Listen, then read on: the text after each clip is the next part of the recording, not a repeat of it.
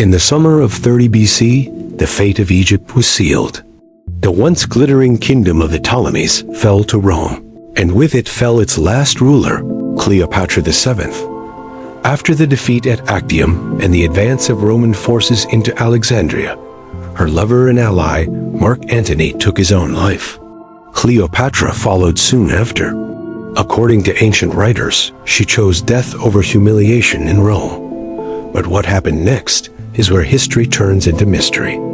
The Greek historian Plutarch recorded that Cleopatra died in a carefully prepared monument, often described as a mausoleum she had built for herself. After her death, Augustus, then known as Octavian, granted her final wish. Cleopatra and Antony were buried together. Plutarch wrote that they were laid to rest in the same tomb, honoring their dramatic and tragic bond. That single detail, preserved through centuries, is the foundation of one of archaeology's greatest unanswered questions. If they were buried together, where is their tomb? Most scholars believe the burial took place in Alexandria, the magnificent capital founded by Alexander the Great. At the time, Alexandria was a city of marble palaces, grand temples, and royal districts overlooking the Mediterranean Sea. Cleopatra's palace complex stood along the waterfront, part of a royal quarter that symbolized Ptolemaic power. Yet much of ancient Alexandria now lies beneath the sea, submerged by earthquakes and rising waters over centuries. If Cleopatra was buried there, her tomb may rest beneath layers of silt and salt water, hidden in the drowned heart of her own city. And that is where the search begins. If Cleopatra and Mark Antony were buried in Alexandria, then time itself became their greatest guardian. Over the centuries, earthquakes shook the coastline of Alexandria. Sections of the royal quarter collapsed into the Mediterranean Sea. What was once a dazzling waterfront of palaces, temples, and ceremonial halls slowly disappeared beneath the waves. Today, divers exploring the harbor swim above fallen columns, broken statues, and massive stone blocks that once formed the heart of the Ptolemaic capital. Marine archaeologist Franck Goddio has spent decades mapping this submerged world. His team uncovered parts of the ancient palace complex believed to have belonged to Cleopatra and her predecessors.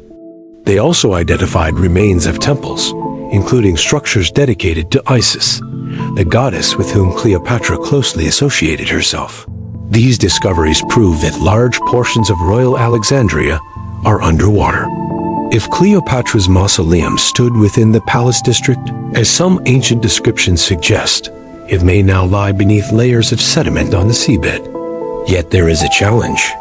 The underwater ruins are vast and fragmented. Stone blocks have shifted.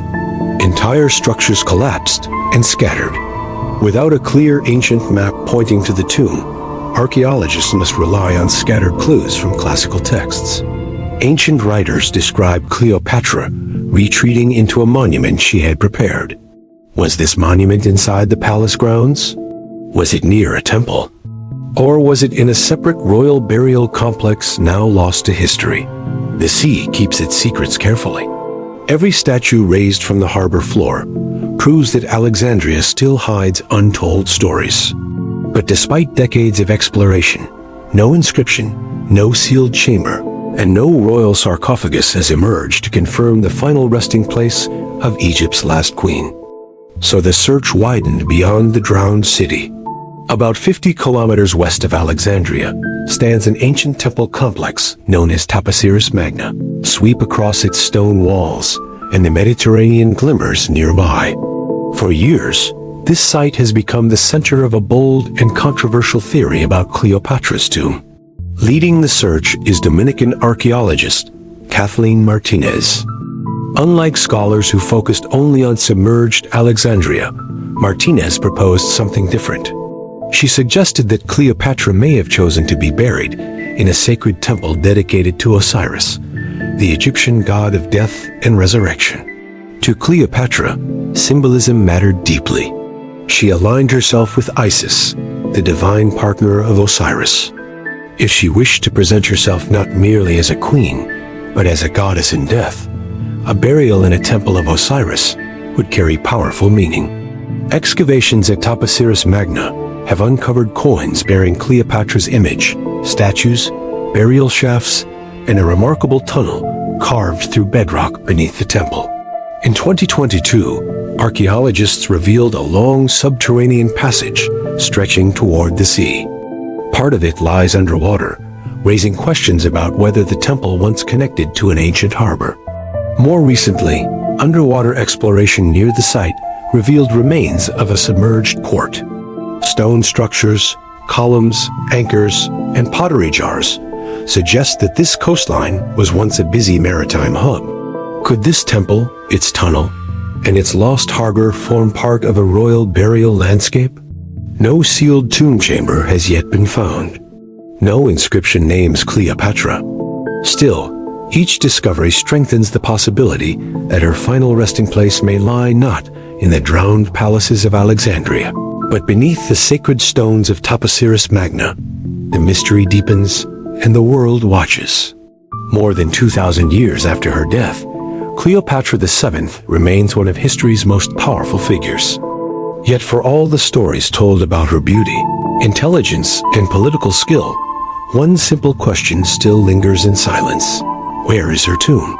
Ancient accounts, especially those of Plutarch, state clearly that Cleopatra and Mark Antony were buried together with permission from Augustus. That detail feels solid, almost certain.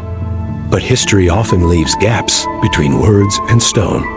If the burial took place in Alexandria, the tomb may lie beneath the sea, hidden within the submerged royal quarter.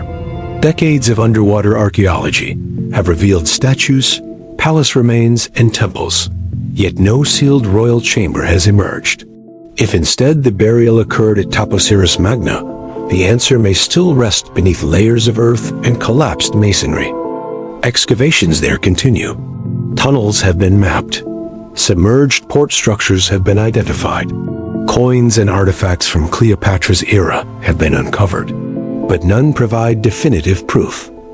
Archaeology demands patience. Each discovery narrows possibilities, but rarely delivers immediate certainty. The absence of the tomb does not mean it never existed. It may be hidden beneath water, sealed behind undiscovered walls, or destroyed by time itself. And perhaps that uncertainty adds to Cleopatra's legend. A queen who defied Rome, who shaped alliances with emperors, and who chose her own ending, now remains physically elusive. Her resting place is still a mystery. Until the day a chamber is opened and history meets stone, the search for Cleopatra's tomb continues.